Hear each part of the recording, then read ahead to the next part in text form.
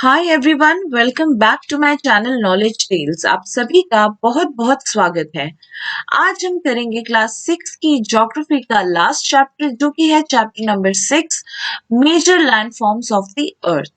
Okay, इसे हम NCERT की थरो रीडिंग के साथ करेंगे, जिससे कि आपको कॉन्सेप्ट की और ज्यादा अच्छे से क्लैरिटी होगी। तो जब आप ये वीडियो देखिए तो अपने सामने आप एनसीईआरटी को जरूर खोल लें। ओके, तो चलिए स्टार्ट करते हैं। You must have seen some of the landforms as shown in figure 6.1 below. You will notice that the surface of Earth is not the same everywhere. The Earth has an infinite variety of landforms. Some parts of the lithosphere may be rugged, some flat. देखिए क्या होता है कि जो हमारी earth surface है, ये हमारा जो है, ये फिगर 6.1 है। यहाँ पे आपको कोई भी जो लैंड फॉर्म है वो एक जैसा देखने को नहीं मिलेगा। ओके, ये हमारा प्लेन एरिया है, ये लेक्स है, यहाँ पे प्लेटूज, माउंटेन्स। ओके, तो सब में आपको कितनी सारी वैरायटी देखने को मिल रही है। कुछ एरिया फ्लैट है तो कुछ बहुत ही ज्यादा रग्ड है।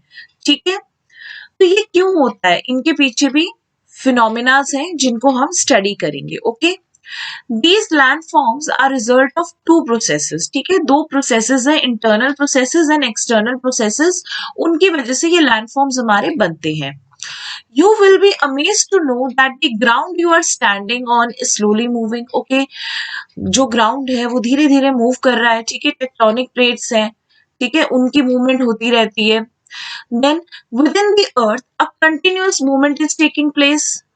The first or the internal processes leads to the upliftment and sinking of the earth's surface at several places। देखिए क्या होता है कि इन्हीं मूवमेंट की वजह से क्या होता है कि जो अर्थ की कुछ सरफेस है या तो अपलिफ्ट हो जाती है या फिर वो सिंक हो जाती है काफी जगहों पे। ठीक है, नेक्स्ट पेज पे जाने से पहले यहाँ पे हिल की डेफिनेशन दी हुई है, उसको एक बार हम देख लेते हैं। यहाँ पे ये रहा, ये हिली एरिया। ठीक है, a hill is a land surface that rises higher than the surrounding area. ठीक है, जो हमारा प्लेन सरफेस है वो उससे थोड़ा थोड़ा क्या, काफी अगर वो राइज हो जाए तो उसको हम क्या बोलते हैं, हिल बोलते हैं। Okay, generally a steep hill with an elevation of more than 600 meter is termed as mountain। ठीक है, तो जो हिल जो 600 मीटर से ज्यादा अबव चले जाए, ठीक है, जो उसका एलिवेशन है वो 600 मीटर से अबव चला जाए, उसको हम क्या बोलते हैं, mountains. Okay, I hope it is clear to you. देखिए अब चलते हैं नेक्स्ट पेज पे। अब हमारे द सेकेंड और the external processes is the continuous wearing down and rebuilding of the earth surface. ठीक है, कंटिन्यूअसली इनमें क्या होती है, बहुत इनमें रीबिल्डिंग चलती रहती है। अभी देखेंगे क्या है ये सारी रीबिल्डिंग प्रोसेसेस हमारी। The wearing away of earth surface is known as erosion.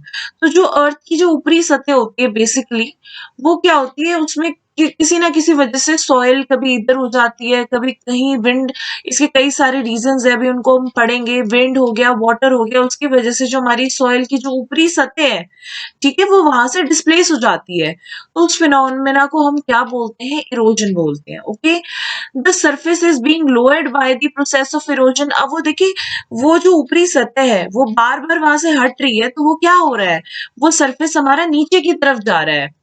And rebuilt by the process of deposition. अब क्या होता है, बाई चांस अगर वो सतह नीचे चली गई है, अगर with the action of wind या वाटर की वजह से कहीं और से सॉइल हमारी आ रही है, मिट्टी आ रही है कहीं और से, तो वो डिपोजिशन का काम कर रही है। ठीक है, these two processes are carried out by running water, ice and wind. ठीक है, ये तीन हमारे क्या है, एजेंट है, जिनकी वजह से इरोजन या डिपोजिशन हमारा होता है। Okay, we can group different landforms depending on elevation and slope as mountains, plateaus and plains। ठीक है, लैंडफॉर्म या उनके क्या एलिवेशन है, क्या स्लोप है, उनके बेसिस पे हम माउंटेन्स, प्लेटू और प्लेन्स को हम अरेंज कर सकते हैं। ठीक है, our next topic is mountain। ठीक है, सबसे पहला हम पढ़ेंगे mountain. A mountain is any natural elevation of the earth surface, ठीक है। नेचुरली एलिवेट हुआ सरफेस है अर्थ का, उसको हम क्या बोलते हैं, माउंटेन। दी माउंटेन्स में हैव स्मॉल समिट, या तो उनकी हाइट बहुत ज्यादा छोटी, जो एकदम उनका शिखर होता है वो बहुत छोटा हो सकता है, या फिर एंड अ ब्रॉड बेस, उनका बेस जो है, ठीक है, जैसे ये जो इसका जो समिट है ये बहुत छोटा है, लेकिन इसका बेस क्या है, बहुत ब्रॉड है, okay. It is considerably higher than the surrounding area, जो प्लेन एरिया है, ठीक है, ये इधर वाला ये जो है ये प्लेन एरिया है, इसके यहाँ वाला तो देखिए कितना नीचे है, लेकिन ये वाला जो एरिया है ये कितना अपराइज हो चुका है, ठीक है। इट इज कंसिडरेबली, ये क्या है, हायर है प्लेन एरिया से, okay. Some mountains are even higher than the clouds, कई बार क्या होता है, क्लाउड्स हमारे इधर होते हैं और जो माउंटेन्स होते हैं वो एकदम इनसे भी ऊपर पहुंच जाते हैं। As you go higher the climate becomes colder, और जितना हम ऊपर की तरफ जाते हैं हमारा जो क्लाइमेट है वो उतना ही क्या हो जाता है, ठंडा हो जाता है, okay. I hope it is clear to you. In some mountains there are permanently frozen rivers of ice, ठीक है, दे आर कॉल्ड ग्लेशियर्स। अब क्या होता है, कई बार इनके ऊपर इस तरीके से जो आइस की शीट्स पड़ी होती हैं, इनको हम क्या बोलते हैं, glaciers. There are some mountains you can not see as they are under the sea, अब कुछ माउंटेन्स है जिन्हें हम देख ही नहीं सकते, जो सी के अंडर है। Because of harsh climate less people live in the mountain areas, ठीक है, क्योंकि यहाँ का जो क्लाइमेट है वो सूटेबल नहीं होता, बहुत हार्श क्लाइमेट होता है, तो लोग यहाँ पे ज्यादा रहना पसंद नहीं करते हैं, ठीक है। और स्लोप की वजह से वहां पे क्या होता है, इतना लैंड भी नहीं होता कि हम लोग फार्मिंग कर पाए, ठीक है, इसलिए लोग इतना प्रेफर नहीं करते माउंटेन रीजन्स में रहना, okay. I hope it is clear to you. तो ये देखिए, ये यहाँ पे आपको दिखा रखा है, ये अभी फोल्ड माउंटेन्स है, इनको हम पढ़ेंगे क्या होते हैं, और ये आपको ग्लेशियर की इमेज दे रखी है, ठीक है। Now mountains may be arranged in a line known as range, ठीक है, and they can extend over hundreds of kilometer। देखिए क्या है, जैसे ये एक माउंटेन है, ये दूसरा, देन ये थर्ड, ऐसे कई सारे अगर माउंटेन्स को हम लोग इकट्ठा हम माउंटेन रेंज कह के बुलाते हैं, और ये काफी हंड्रेड्स ऑफ किलोमीटर तक ये एक्सटेंड करते हैं, ठीक है। जैसे कि हिमालयस हो गया, वो एशिया के माउंटेन रेंजेस में आता है, देन एल्प्स कहाँ पे आता है, यूरोप में, एंडेस कहाँ पे आता है, साउथ अमेरिका में। और ये माउंटेन्स भी हाइट्स एंड शेप में वेरी करते हैं, ओके। अब देखिए ये Mauna Kea Hawaii in the Pacific is an under sea, अभी हमने पढ़ा था ना कुछ माउंटेन्स हमारे सी के अंडर होते हैं, तो ये मोना किया ये क्या है, अंडर सी माउंटेन है, and it is higher than Mount Everest being 10,205 metres high. तो ये जो माउंटेन है ये हिमालय से भी, सॉरी, माउंट एवरेस्ट से भी हाई है, ठीक है। Now we have three types of mountains, okay. First one is fold mountain, second one is block mountains and third one is volcanic mountains। तो सबसे पहले हम क्या करेंगे, fold mountains के बारे में पढ़ेंगे। The Himalayan mountains, Alps are young fold mountains, okay। Himalayan mountains हो गए, Alps हो गए, ये क्या है, young fold mountains है, और इनका जो रिलीफ फीचर है काफी रग्ड है, एंड इनकी जो पीक है वो काफी कोनिकल है, ठीक है, कोनिकल पीक है इनकी। एंड वहीं पे जो अरावली रेंजेस है इंडिया में जो आते हैं वो क्या है, ओल्ड फोल्ड माउंटेन्स है, ठीक है। The range has considerably worn down due to the processes of erosion, erosion की वजह से ये रेंजेस भी खराब हो रहे हैं। The Appalachians in North America and Ural in Russia have rounded features and low elevation, ठीक है।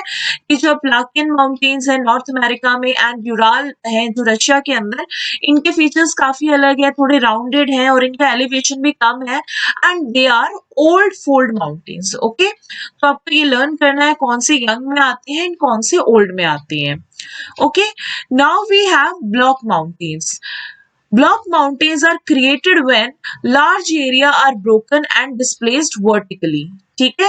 जब लार्ज एरिया को हम ब्रोक कर देते हैं, जब वो खुद टूट जाते हैं एंड वो डिस्प्लेस हो जाते हैं वर्टिकली, ठीक है, इस तरीके से। ये यहाँ पे आपको ब्लॉक माउंटेन का एग्जांपल दिया हुआ है, इसको हम क्या बोलते हैं, broke mountains, okay.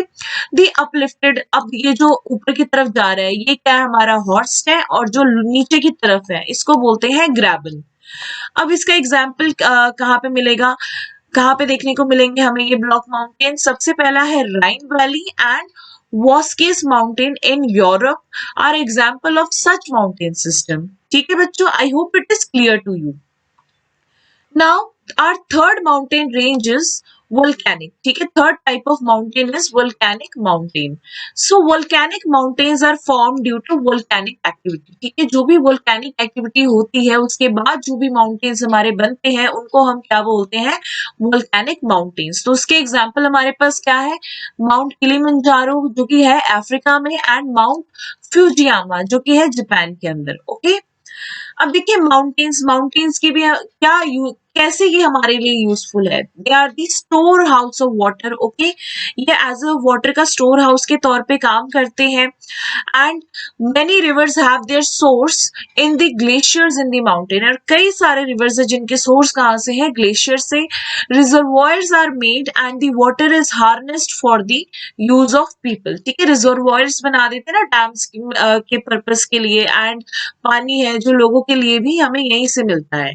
Then water from the mountain is also used for irrigation and generation of hydroelectricity. ठीक है बच्चों, कि आज की डेट में एग्रीकल्चर में इरिगेशन बहुत ही इंपॉर्टेंट रोल प्ले करता है. तो इरिगेशन के लिए भी पानी यहाँ से मिलता है और इलेक्ट्रिसिटी जनरेशन के लिए भी पानी हमें यहीं से मिलता है. Then the river valleys and terraces are ideal location for cultivation of crops. ठीक है, ये जो रिवर वैलीज हैं ये बहुत ही अच्छा ये लोकेशन प्रोवाइड करती है क्रॉप्स की कल्टीवेशन के लिए. Mountain have rich variety of flora. Flora का मतलब होता है हमारे plants and fauna means animals. ठीक है, यहाँ पे variety of plants and animals हमको मिल सकते हैं. The forest provide fuel, fodder, shelter and other products like gum, resins and etcetera. Okay, तो ये सारी चीजें जो हमको प्रोवाइड करती हैं. गम्स हो गए, रेजिन्स हो गए और भी बहुत सारी चीजें. ठीक है, ऊपर से ये होती है आइडलिक साइट कि किसी भी अगर टूरिस्ट को घूमना है तो we all are fascinated about mountains कि हम लोग हिल स्टेशन पे जाना है हमको, तो माउंटेन्स एकदम आइडियल लोकेशन देते हैं टूरिस्ट के लिए. They visit the mountain for their scenic beauty, क्योंकि बहुत ज्यादा ही ब्यूटीफुल होते हैं. तो जितने भी टूरिस्ट है भले ही वो लोकल क्यों ना हो या फिर फॉरेन कंट्रीज से आए, वो यहाँ पे जरूर विजिट करते हैं. Several sports like paragliding, hang gliding, river rafting and skiing are popular in the mountains. Okay, I hope it is clear to you. अब देखो ये यहाँ पे दिखा रखा है कि किस तरीके से जो लावा है वो निकलता है. ठीक है, एंड फिर देखिए huge cloud of steam, volcanic ash and gas and lava bombs, molten rocks, ये पूरा दिखा रखा है. और उसके बाद देखिए ये वोल्केनिक माउंटेन का एग्जाम्पल भी दिया हुआ है. ठीक है, I hope it is clear to you.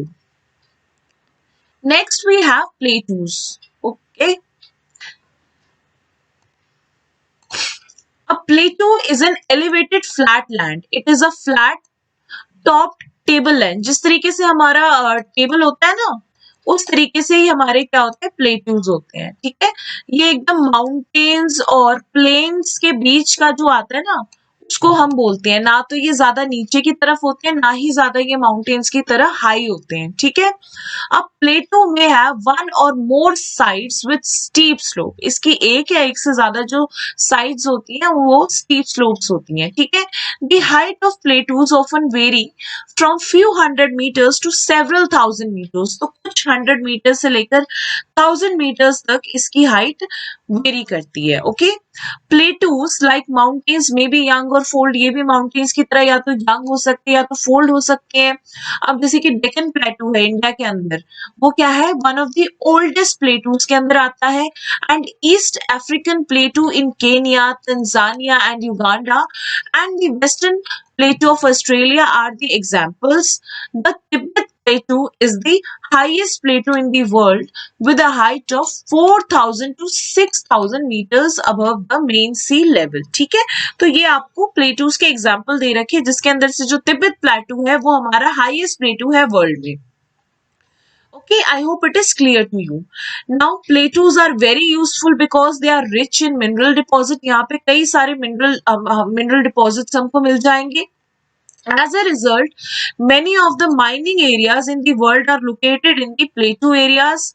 The African plateau is famous for gold and diamond mining. ठीक है, जो अफ्रीकन प्लेटू है वो गोल्ड और डायमंड माइनिंग के लिए बहुत ज्यादा फेमस है. In India, huge reserves of iron, coal and manganese are found in छोटा नागपुर प्लेटो. तो छोटा नागपुर प्लेटो है जो इंडिया का, वहां पे भी आयरन, कोल एंड मैंगनीज के डिपॉजिट हमको मिल जाएंगे. In the plateau areas, there may be several waterfalls as the river falls from a great height. यहाँ पे बहुत सारे हमको waterfalls मिल जाएंगे क्योंकि जो river है वो बहुत ही ऊंची height से गिरती है नीचे की तरफ. In India, the Hundru Fall in Chota Nagpur Plateau on the river Suvarnarekha and the Jog Falls in Karnataka are example of such waterfalls. Okay, तो ये आपको learn करना है. ठीक है, कॉम्पिटेटिव एग्जाम के पर्सपेक्टिव से ये काफी इंपॉर्टेंट है. हुंड्रू फॉल्स कहाँ पे है? छोटा नागपुर प्लेटू. कौन से रिवर पे? सुवर्णरेखा. एंड जॉग फॉल्स कहाँ पे है? कर्नाटका पे. The lava plateaus are rich in black soil that are fertile and good for cultivation. ठीक है, जो लावा प्लेटूज हैं वो ब्लैक सॉइल हमें प्रोवाइड करते, रिच होते हैं. और देखिए ब्लैक सॉइल हमारे कॉटन क्रॉप की कल्टीवेशन के लिए बहुत इंपॉर्टेंट होता है. Many plateaus have scenic spot and are of great attraction of tourists. तो कई जो हमारे प्लेटूज हैं वो बहुत एक सीनिक स्पॉट है और टूरिस्ट के लिए भी एक बहुत अच्छा ऑप्शन होते हैं. Okay, I hope it is clear to you. Our next topic is plains. Plains are large stretches of land, flat land. Basically, they are very flat. They are generally not more than 200 meters above mean sea level. ये 200 metre से ऊपर नहीं होते हैं sea level के, and they are extremely leveled. Others may be slightly rolling and undulating. ठीक है, कुछ तो बहुत ही ज्यादा लेवल्ड होते हैं और कुछ जो प्लेन एरिया होते हैं वो थोड़े उनके अंदर रुकावटें होती हैं. Most of the plains are formed by river. ज्यादातर प्लेन्स किससे बनते हैं? रिवर से. अब देखिए क्या होता है कि जो रिवर है अगर वो स्लोप से, माउंटेन से, जैसे यहाँ से जो रिवर आ रही है तो वो अपने साथ काफी सारे सेडिमेंट्स को लेके आएगी, स्टोन्स को लेके आएगी और वो आके यहाँ पे डिपॉजिट हो जाते हैं.